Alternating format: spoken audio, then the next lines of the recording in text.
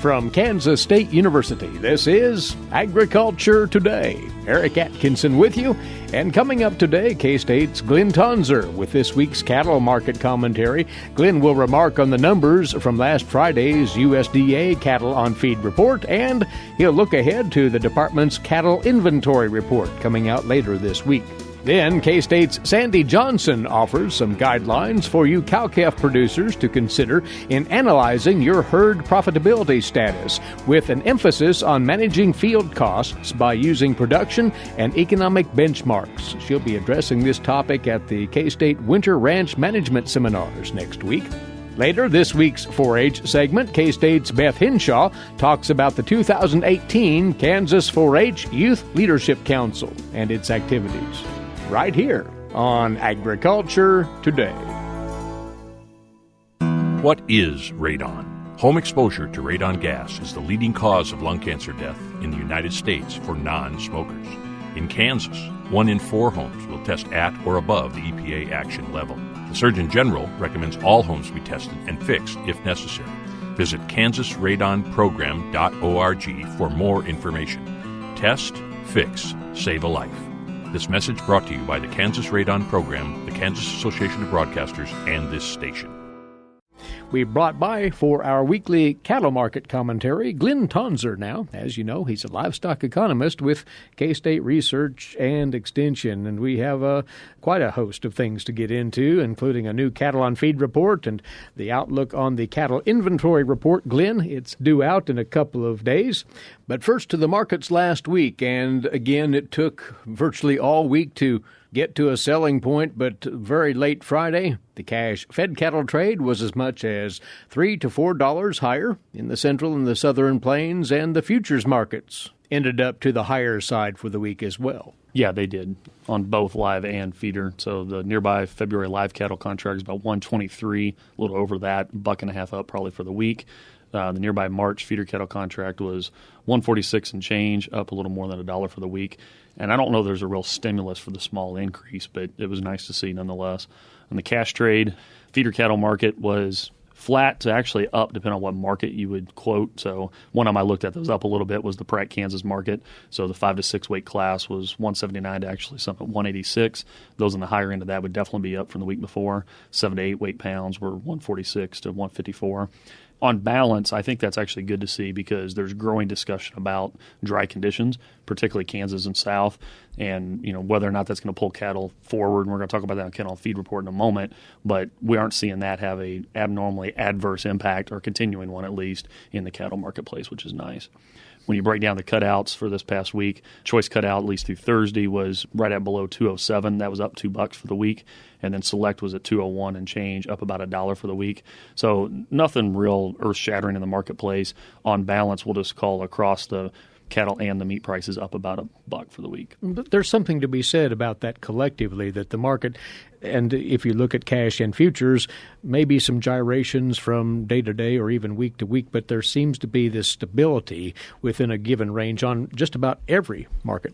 Yeah, and there's a lot of shoes about to drop, if you like, and the cattle inventory report people are looking at for a supply number. We're continuing to be in the midst of the NAFTA discussions and those kind of things that people are in some ways on pins and needles about. And if you think about that, and yet the market didn't move a lot this past week, that's actually kind of reassuring. So, yeah, sometimes no news is good news. What news did we get from the USDA's cattle on feed report last Friday? And there was a bit of a surprise on the placement side, you say. Yeah, so 2 of the 3 components I'd say were right in line, and the one was a partial surprise. So we'll jump to the partial surprise for a moment. But the December placement number came in at 1% above, same time year before. The pre-report expectation was minus 3%. Now, as usual, there's a wide range, all the way from minus 7% to plus 4%. So this number is well within the range of pre-report numbers. But the fact it came in about 4% higher than kind of the median of those is what I'd say is a partial slight surprise. My best guess is that reflects some of that dryness concerns. I suspect there's some cattle that were placed that were pulled off of, or the plans of putting weight on changed, so they showed up in the feed yard earlier than we otherwise would have seen, is probably what's underneath that. I don't think it's driven by profit prospects. the placement margins have been squeezed, so you can't attribute pulling cattle forward from that. I think it's more a supply pressure from a moisture perspective that underlies that. The January 1st total on-feed inventory number came in up 8%. That was right on par with the pre-report estimates. And then the December marketings number came in 1% below. Again, right spot on with pre-report estimates, so neither one of those were really a surprise. The other thing I'll add that's probably part of this marketing and placements mix is I made the comment about dry conditions to the south. It's also important to remember we've had a couple of heavy months in the recent past of placements and huge inventories that are along with that. Multiple states, but particularly Kansas and North are part of that. So, seeing the marketing's down 1%, placements up 1%, not big moves in them, is consistent with all of that. And the breakout, as far as how many of those placements would be heifers, is that not rather germane here? It is very germane, so thank you for the reminder. We get that information quarterly, and, my notes here, quick calculation says about 36% of the inventory was heifers. For context, that varies from April of 2015 was a low at right at 31%, so that's a low number.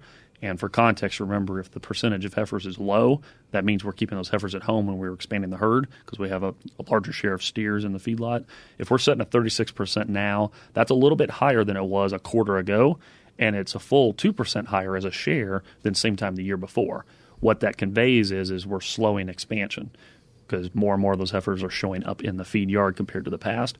I don't think expansion is done. I wouldn't interpret it that way. But if it is continuing, it is slowing for sure.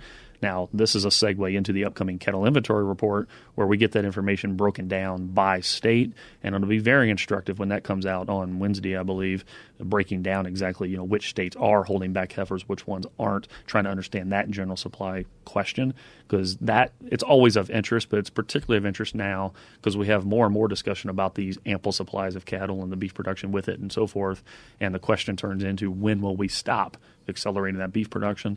So this feedlot percent heifer number indicating slowing of expansion would be consistent with those that think maybe 1.5% growth will be embedded in that inventory number for cattle on Wednesday. That's our best guess at the moment, and I wouldn't change that number based upon this cattle on feed. So that's your thinking as you perceive the cattle inventory report coming out? Yeah, slow, moderate growth. That is, by the way, due out Wednesday from the U.S. Department of Agriculture.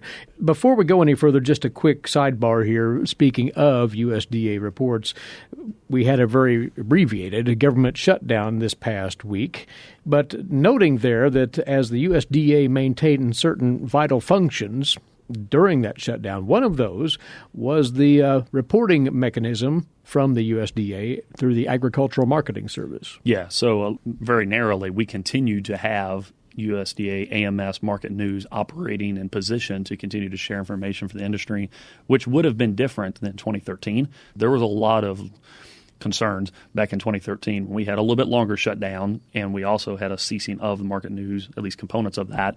So we had a couple-week period where we did not really know what was going on in the marketplace to the same extent we do now. And sometimes it's important to give credit where it's due on these things, and that's why I'm highlighting it, is because I think a lot of producers just kind of assume this information shows up for folks like me and others on this session. And in reality, yes, we do our homework to kind of pull together the story here, but we're pulling a lot of our information from futures trades, USDA reported information, and things like that. And anything that gives a hiccup in that flow of information to us is going to influence any analyst, not just Glynn here, and what information they have to bring out to the countryside. So thankfully, that is a high priority as the USDA currently sees it, keeping those reports flowing. Glynn, again, as a bit of a separate topic, but the beef industry is watching this closely as well. Quite a bit of dialogue now about plant-based proteins, or, if you will, plant-based meat products. The Beyond Beef is one of those examples, and in fact, it's even drawing some investment interest by meat processors. What is your perception of that, and whether or not that's going to be a market influence at some point in time? Yeah, so my perception of that would be is it's definitely a hot topic that's gaining traction. We're seeing the Beyond Burger and the likes of that actually on menus in the U.S. now. So I don't anticipate it going away. Whether or not it's going to totally fundamentally change the U.S. cattle industry, I think time will tell on that. I don't necessarily think it's that big of a game changer here in the short term, but I don't know because we're early in this discussion, and time will tell what the general public's reaction to that offering will be.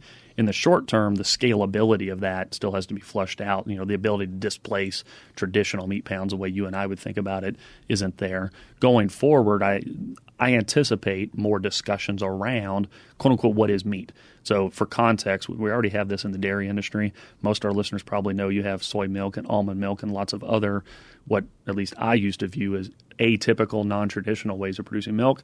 And that's not meant that one's better than the other. Just from my perspective, it's a different way to produce a milk product. And that is now debated, right, in the milk space about whether that's quote unquote milk or not. We now have the same thing going on with eggs. That was in the Washington Post and some other discussions this past week. And I'm mainly highlighting it because I think it's good for livestock producers to ponder this change and how we might have growing discussions about, quote unquote, do we need to define beef? Do we need to define pork and so forth in a different way? I'm not advocating that we need to, and that's not the point. Rather, it's to highlight this issue, saying I don't think the issue is going to go away, and we need to think through that more and give it the attention it deserves. And having said that the issue won't go away, just very generally speaking, the beef industry should not just pass this off as a temporary fad. This may well be a component to contend with. Yeah, and where it goes in the future is probably going to have a lot to do with a particular segment of the public. There's a certain segment that's probably more intrigued by environmental production claims and other claims that come with alternative production practices, and that's going to be there. But what's the net impact of that in aggregate? And quite honestly, what is the ability to produce a pound in a plant-based system versus the current livestock as we know it based system? How those cost differentials shake out over time will be essential to what the actual market viability in the future will be. And it's not clear to me exactly what that's going to be. I don't have enough information to project that currently, but I do encourage all livestock-oriented producers to monitor it because at a minimum, it's a potential risk to monitor. And lastly, later today, you're off to Phoenix for the 2018 annual Cattle Producers Convention, not just to be mingling with producers, which you always do, but you have been brought on the program to share information from a brand new K-State study on beef demand. We would like to welcome you back to the microphones next week once you return from Phoenix to pass along the details of that very report, which are quite interesting. Happy to do it. Thanks for being along with us right here, Glynn, and good travels. Thank you, Eric. He's Glynn Tonsor, livestock economist with K-State Research and Extension. Glynn providing the observations on the cattle market factors this week on Agriculture Today. For 25 years, K-State Research and Extension's Kansas Agricultural Mediation Services has been providing a no-cost, confidential place to call in and visit with an agricultural lawyer. Our experts are available to help you producers handle legal and financial issues. Explore your options and generate solutions. Call us at 800-321-3276 or visit us online. Kansas Agricultural Mediation Services.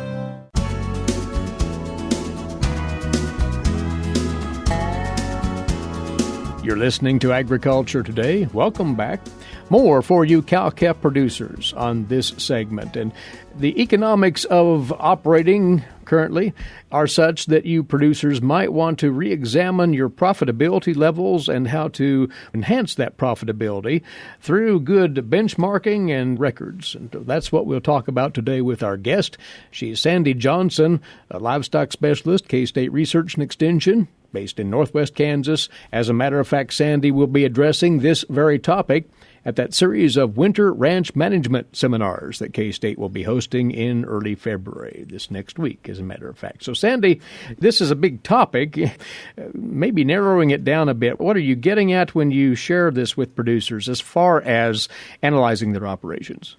Well, number one, they should recognize that as a non-economist, it's going to be a more simplistic view than the economists might look at, and maybe closer to the cowboy math that they may feel comfortable with. And I know that most of us didn't get into pursuing the cow business because we loved paperwork or record keeping, but it's a necessary part of our business. And certainly we have had a wide shift in profitability from a very good year in 2014 that we're not likely to see for a long time.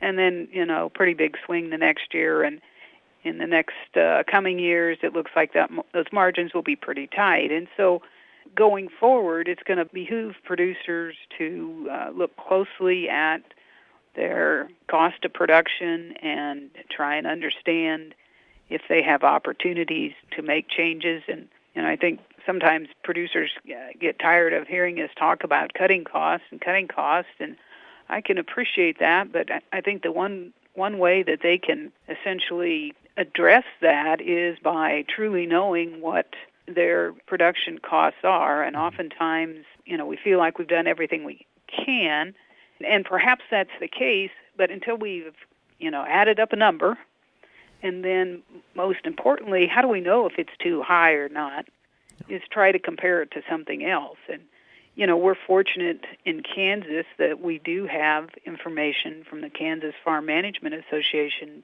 database that allows us a glimpse at what some Kansas producers' costs are, and then essentially can provide a benchmark for producers to look at. What are other producers doing in particular cost areas? That is a highly useful resource that we'd urge all producers to utilize, the Kansas Farm Management Association data that's available. And you mentioned the costs. A recent analysis by K-State's Dustin Pendle confirmed that that's the difference maker when it comes to profitability across operations. And principal among those would be feed costs, correct? Right. And to clarify, they didn't always do this, but now they're separating out feed costs from pasture costs. Mm-hmm. And so from 2009 to current day, they have pasture cost and then a separate line for feed cost. And so that can be useful on both accounts, I guess, as we look at increasing pasture costs as well.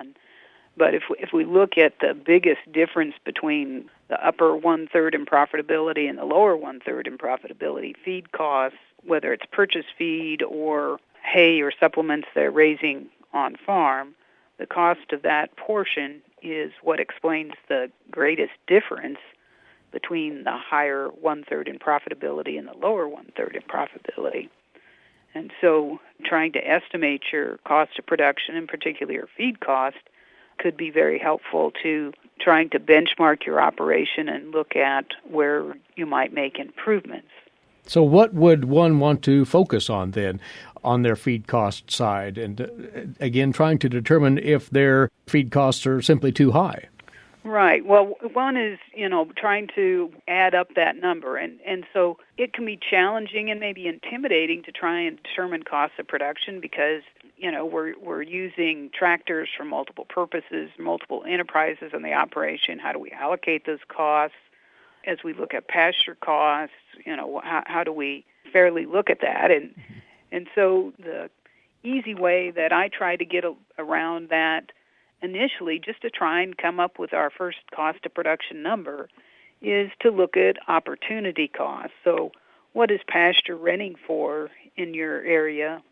You can use that for a cost in your estimate of your total cost of production. And likewise, an opportunity cost. If you had to go out and buy some forage sorghum bales, what would that cost you? And that can simplify this initial stab at cost of production. Mm-hmm.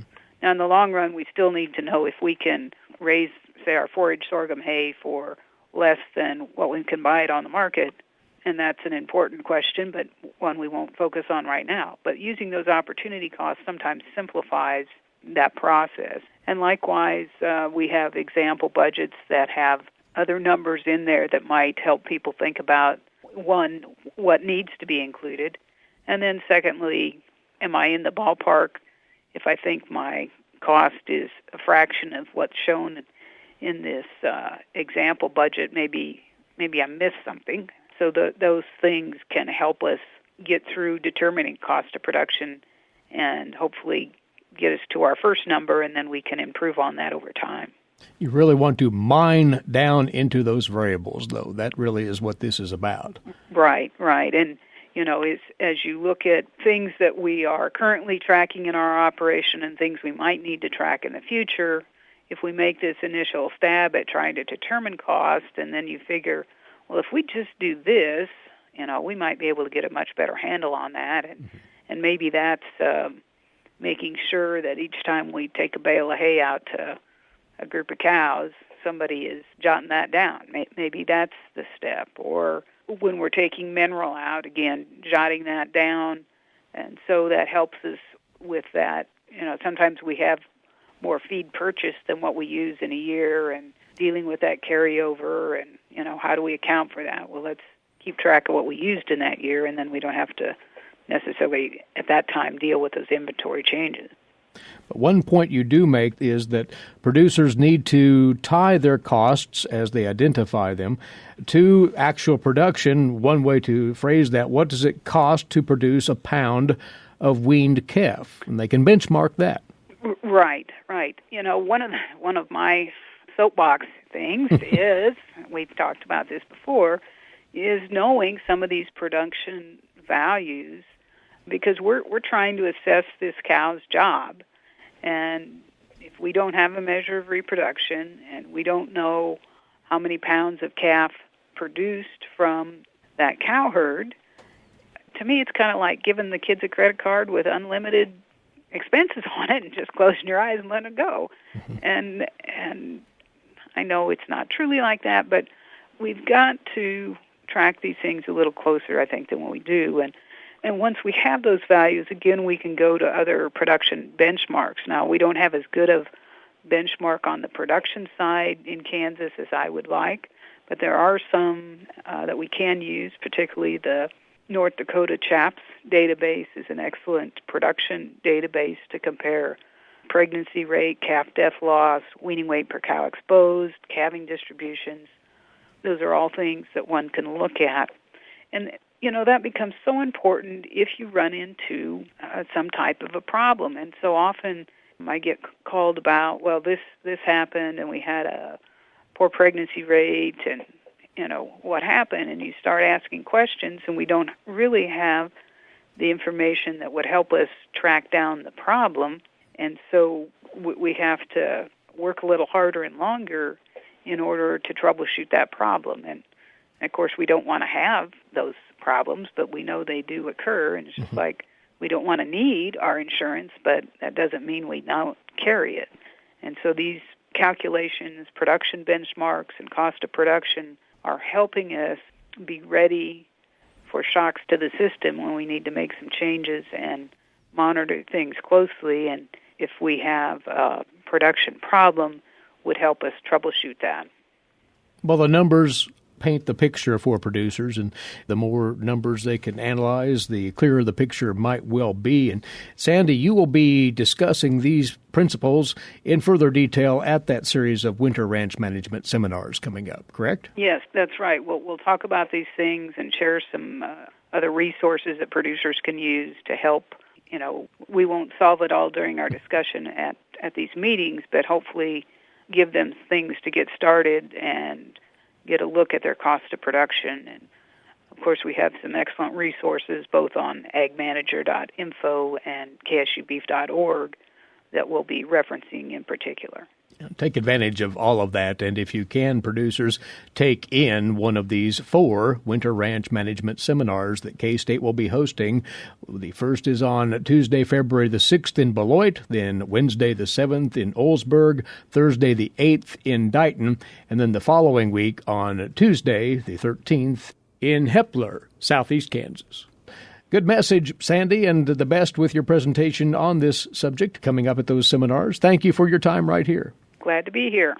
On key points of analysis, as you, the cow-calf producer, take a closer look at your production costs. As one of the lead pathways to improved profitability, that's K-State livestock specialist Sandy Johnson on this part of agriculture today. We'll be back in a few moments with more. This is the K-State Radio Network. Have you ever thought about where your food comes from? If you're thinking the grocery store, think again. Facts show that the American farmer feeds more than 129 people. They are continually increasing and improving their operations. A wide variety of crops and livestock are grown in Kansas as well as the United States, providing food to your dinner plate. Next time you see a farmer or rancher, thank them. For more information, contact K-State Research and Extension.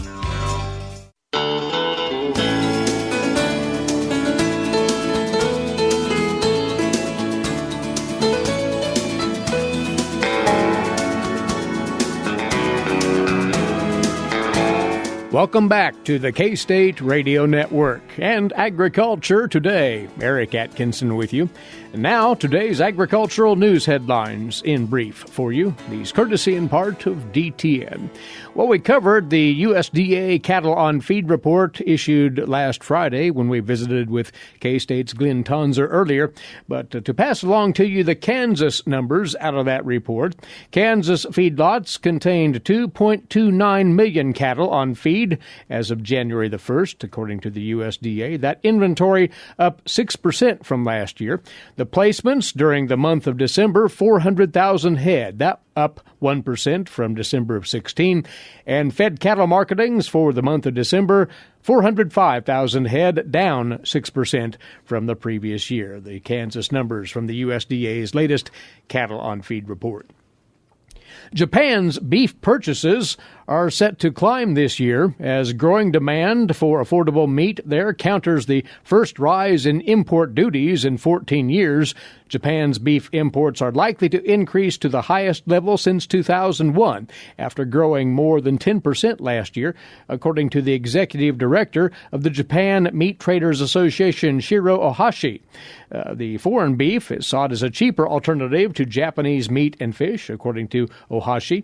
Beef consumption rising just shy of 7% in the 7 months up to October 31st, heading for the fastest annual expansion in at least 12 years. That according to the latest data from that agriculture ministry.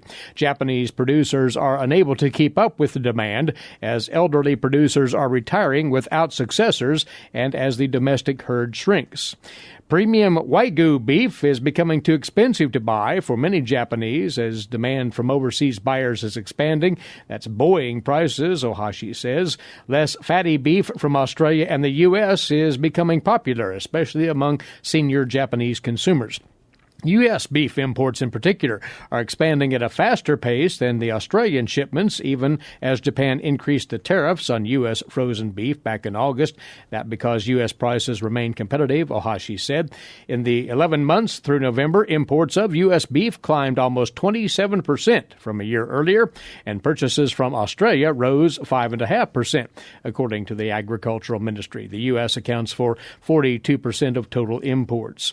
Yen-based prices of U.S. beef had stayed low thanks to the weakening dollar, according to Ohashi. Low feed grain prices in Chicago and the expanding American herd also keeping U.S. beef affordable, he says. Imports are likely to expand in the medium term after Japan's trade agreements with 10 Pacific nations and the European Union take effect. Ohashi said shipments from Canada and Mexico will probably increase, though, after the Trans-Pacific Partnership Agreement is implemented. On that latter point, while signaling Japan will examine the comments by President Trump to CNBC that he would be open to rejoining the TPP agreement if it can be significantly improved, several Japanese officials have commented their focus now is on implementation of the new agreement. First, that according to Chief Cabinet Secretary Yasutoshi Nishimura, although he said we will consistently explain to the U.S., in his words, that the TPP will work in favor of the American economy and employment and urge its return to the deal. Well, will U.S. food prices continue their 2-year downward trend here in 2018? A USDA economist weighs in on that in this report from the USDA's Gary Crawford. Falling grocery store food prices, that's what we saw in 2016 and 17. But in 2018, we can expect to pay 1 to 2% more for groceries overall than we did in 2017. But Ag Department economist Anne-Marie Coons says this would still leave prices below what we paid back in 2015. Coons does say there are a few foods that at least have a chance of going down. Fats and oils, we're expecting prices to decrease 1.5% to 2.5%. Pork prices could potentially decrease up to 0.5%, but they could also increase up to 0.5%. And we're expecting the same range for fresh vegetables and also processed fruits and vegetables. With increases for everything else, not so much because of higher prices for raw farm products, but rather small hikes in electricity, diesel prices, oil prices, labor prices, packaging, retail overhead. But take heart. Last year at this time, Anne-Marie was also forecasting for 2017 up to a 2% food price hike. Prices, of course, ended up dropping slightly. Gary Crawford for the U.S. Department of Agriculture, Washington. And you're listening to Agriculture Today. Next up, this week's edition of Tree Tales from the Kansas Forest Service here at Kansas State University. Here's K-State Forester Ryan Armbruster. Ryan? Although most of our trees dropped their leaves many weeks ago, you may have noticed that there are many trees that are still clinging to their leaves. It is common for some oaks, such as pin oak and shingle oak, to hold on to leaves until next spring. But this fall's extended warm weather has led to more trees than usual retaining their leaves into winter. This phenomenon is called marcescence. Deciduous trees shed their leaves in a process that includes the recovery of useful plant nutrients from the leaves, starting with the nitrogen-rich green chlorophyll, leaving behind red anthocyanins, yellow xanthophylls, and orange carotenoids, causing the color changes we look forward to each fall. Then, an abscission layer is developed in the leaf petiole, causing the leaves to detach from the twigs and drop. When cold weather or drought causes the leaves to die before this process completes, the leaves will often remain on the tree until spring. Another cause of leaf retention on trees can be due to canopy decline stress, limb dieback from insects or diseases, or other injury that disrupts the natural process of leaf drop. There is little that can be done to encourage the tree to complete its leaf drop if this marcescence happens, which unfortunately causes the tree to be more susceptible to damage from heavy, wet snows and ice storms, which can deposit heavy loads on branches and lead to breakage. If damage does occur, proper pruning to remove the torn, damaged limbs can occur before the sap starts to flow in the spring. Large, rough wounds on trees are more difficult for the tree to properly seal over and can serve as entry points for damaging pests and diseases. Clean cuts, just outside the branch color, will give the tree its best shot at maintaining good health and vigor, recovering from storm damage, and bringing you benefits for many years to come. I'm Ryan Armbruster, Forest Health Specialist with the Kansas Forest Service, and this has been another Tree Tale. Many thanks, Ryan. Ahead of the break, we want to take a look ahead to a very important event for you cattle producers each and every year. They are putting together the final touches now on the 2018 Cattlemen's Day at Kansas State University, the 105th Annual Cattlemen's Day. It is set for Friday, March the 2nd at Weber Hall and Arena here on the K-State campus, starting at 8 o'clock in that morning with the trade show and the educational exhibits. $20 per person in advance, $30 per person at the door. More details on the program itself to come. So if you'd like to know more and keep up on Cattlemen's Day, go to asi.ksu.edu/Cattlemen's Day for further information. And you're listening to Agriculture Today. Did you eat today? Thank a farmer. A way to get more involved in agriculture is through 4-H and FFA. Through 4-H and FFA, we have been given multiple opportunities to grow as leaders and learn more about agriculture. You can learn skills related to jobs, public speaking skills, and you get the opportunity to travel around the country and meet new people. If you want more information about getting more involved in 4-H and FFA, visit them on their websites at kansasffa.org and kansas4h.org.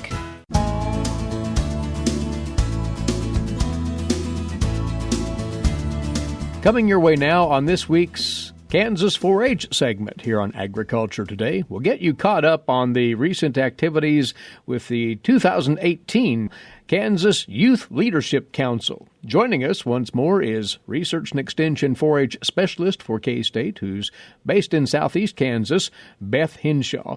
This group really sets the tone for any number of 4-H activities on the state level in the coming year, Beth. We'll get into that, but to brief folks once again, what is the function of the Youth Leadership Council?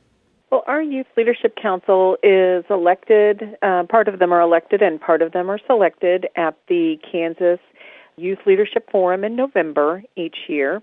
And then that group represents Kansas 4-H in a number of ways.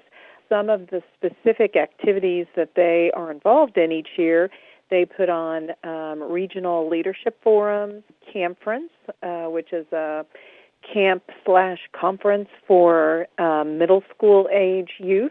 They also are behind the 48 Hours of 4-H Service Challenge that we do in the fall, and then also, again, the Kansas Youth Leadership Forum.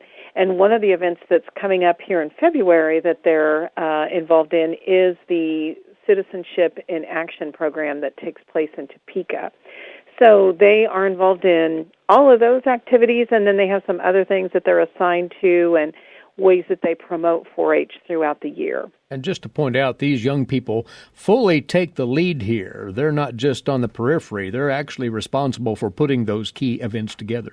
Yes, those events that we talked about, we have event committees for each one of them, and they do everything from planning the schedule to contacting speakers, working on the budget. I mean, all of those kinds of things. It's very involved, what they're doing with those events, but they certainly are the ones that take the lead. Now, you note that the council recently had its annual retreat and did a bit of internal business, including selecting new officers for the council.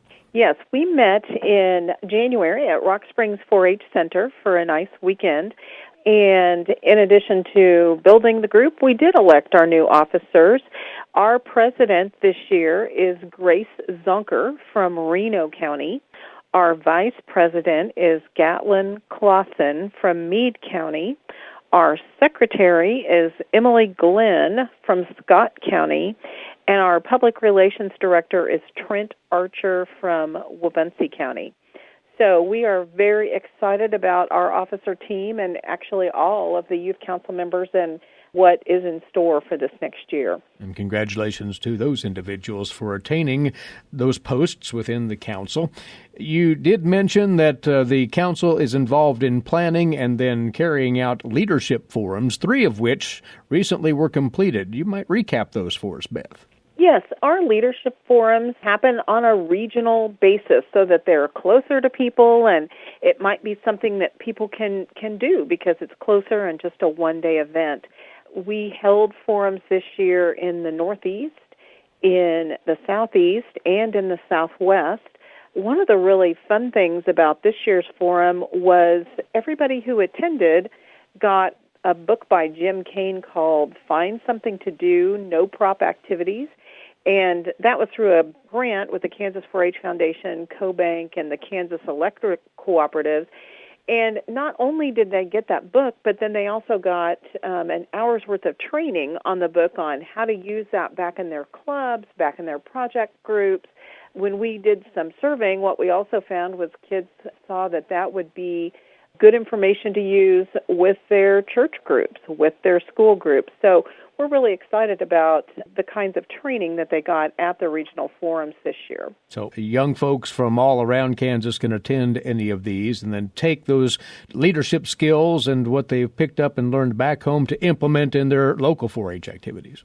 Yes, and that's always our goal. You know, we want young people to come and learn things and then take them back and share them in multiple ways with younger 4-Hers and other 4-Hers and 4-H families to, pass the word on. So what's next on the agenda for the council, Beth?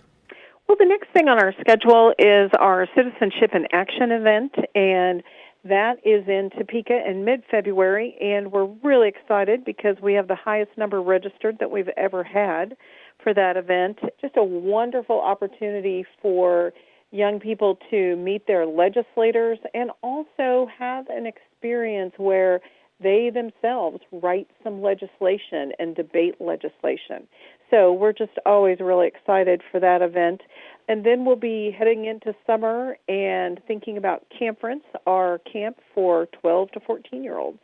And so that will be coming around the corner before we know it likewise. There is a national conference that some of the council members will be partaking in, is there not? Yes, when I mentioned that some of our members are elected and some are selected, we have young people who go to the National 4-H Conference each year, and they will be going later this spring. Those 4-H members are Emily Glynn from Scott County, Keaton Bull from Sedgwick County, Kyler Cox from the Central Kansas District, and Stacy Elliott from Pottawatomie County. And the really great thing about national conferences, they go and take things that we are doing here in Kansas and share those with the other young people that are there. And then they bring back really great ideas. And some of the things that happen in Kansas actually came back from young people who attended National 4-H Conference. And Camperance is a really good example of that. Excellent. Well, as folks can tell, the Kansas 4-H Youth Leadership Council is teeming with activities and leadership development opportunities for youth. And if we have a 4-H member or parent out there that'd like to learn more about the council itself and everything associated with it, Beth, how might they do so? We'd like people to learn about the council anytime, and they can find information on our Kansas 4-H webpage at www.kansas4h.org and just look up the Youth Council. And really, it's a great idea if that's something that you have as a goal for the future to start looking at the kinds of things that they're doing. Mm-hmm. You can always look at the past application process and really understand how it all works. Again, all is detailed at kansas4h.org, and the 2018 Kansas 4-H Youth Leadership Council is off and running with its year chock full of activities. Beth, thanks for the update. We'll talk again soon. Thank you so much, Eric. That's Beth Hinshaw, Research and Extension 4-H Specialist for K-State. And that's our time for today. Thanks for listening in. Eric Atkinson here for Agriculture Today over the K-State Radio Network.